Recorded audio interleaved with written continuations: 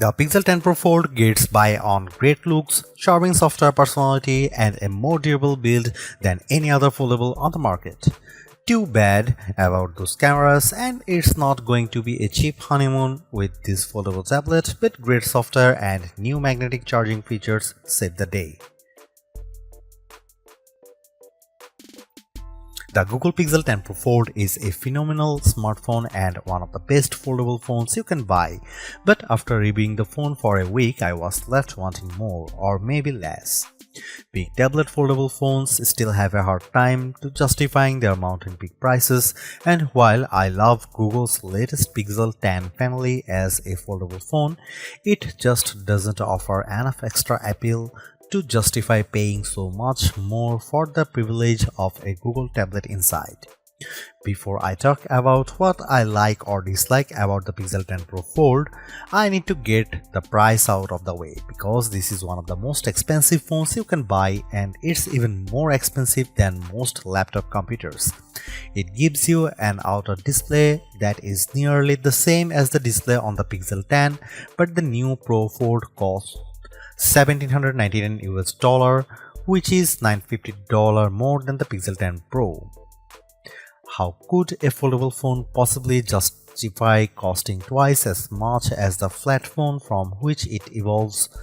You can buy a Pixel 10 Pro and two iPad mini tablets for the same price as a Pixel 10 Pro Fold.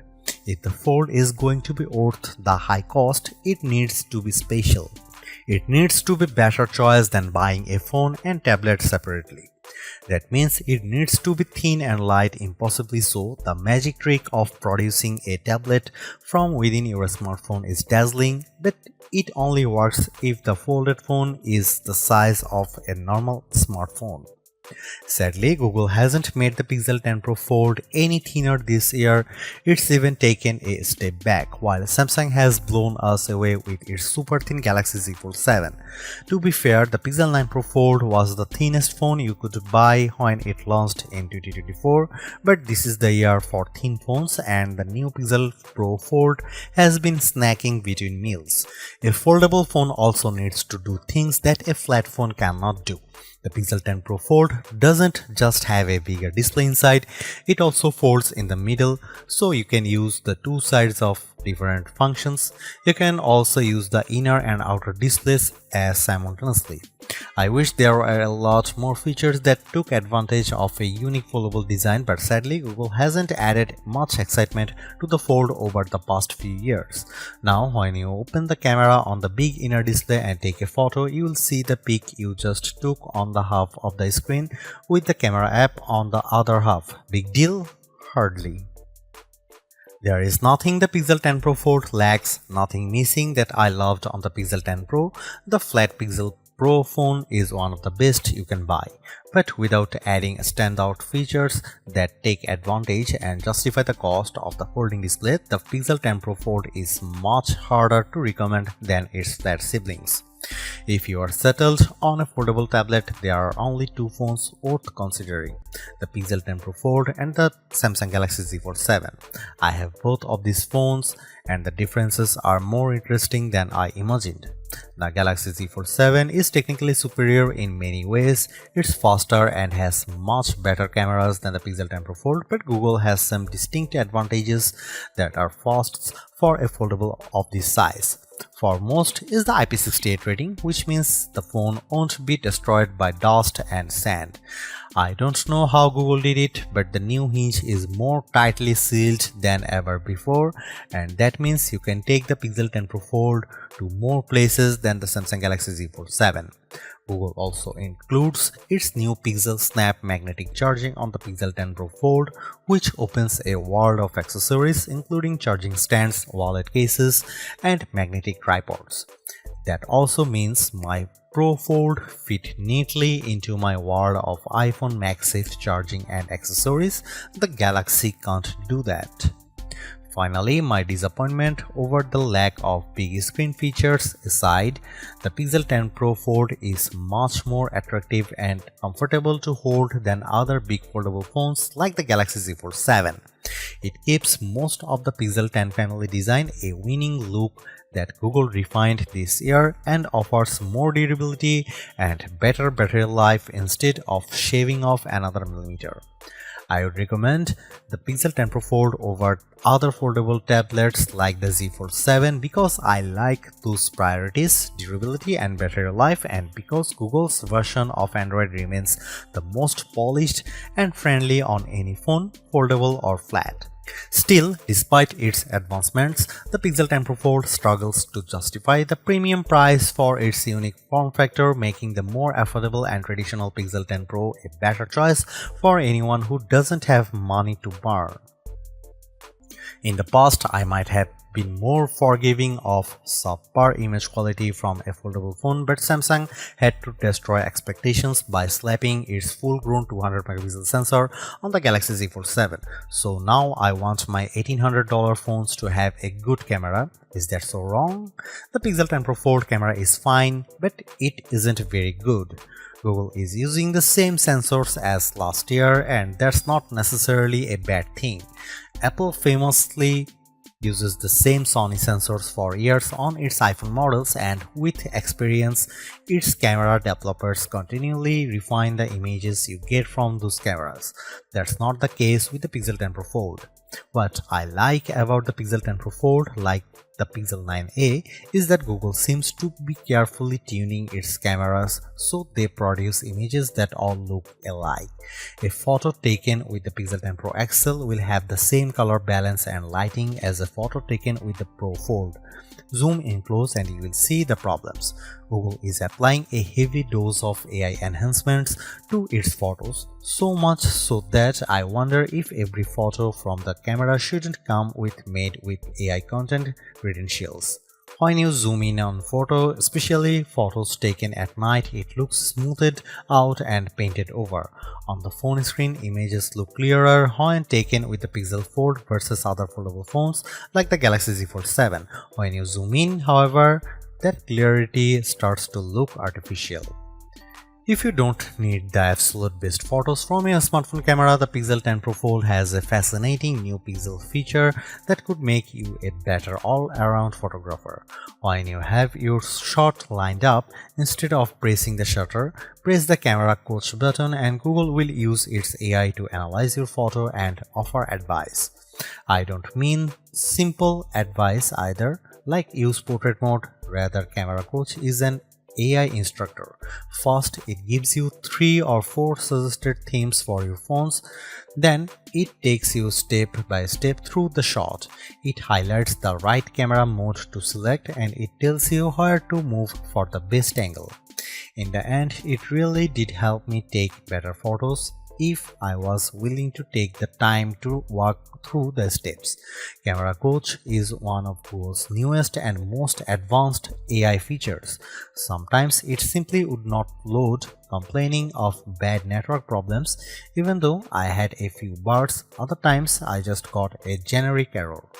When it did work, Camera Coach was impressively astute and it produced interesting results. So I'm willing to be patient and hope this feature improves over the next few updates.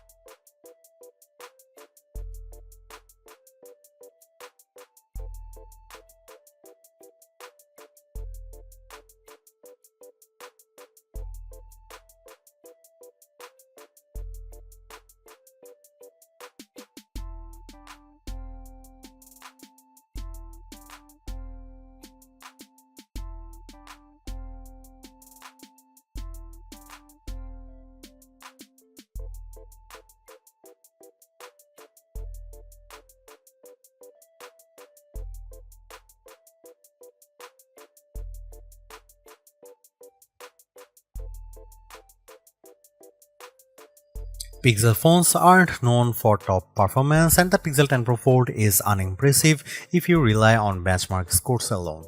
In my real-world testing, I found the Pro Fold to be smooth and responsive, especially when switching apps back and forth between the outer and inner displays.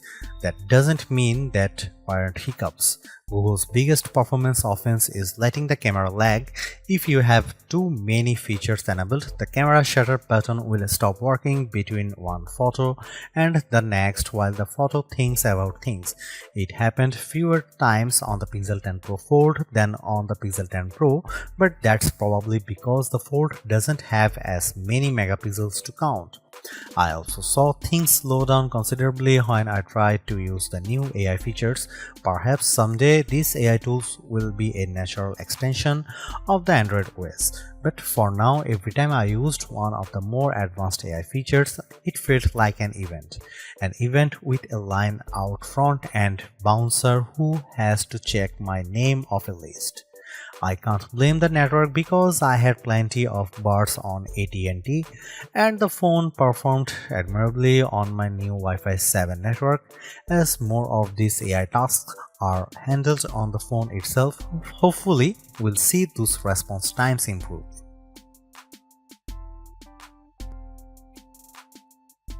I will admit that the battery life isn't a huge priority for me these days, as my home, car and office are littered with wireless chargers, so I am continually topping up my battery.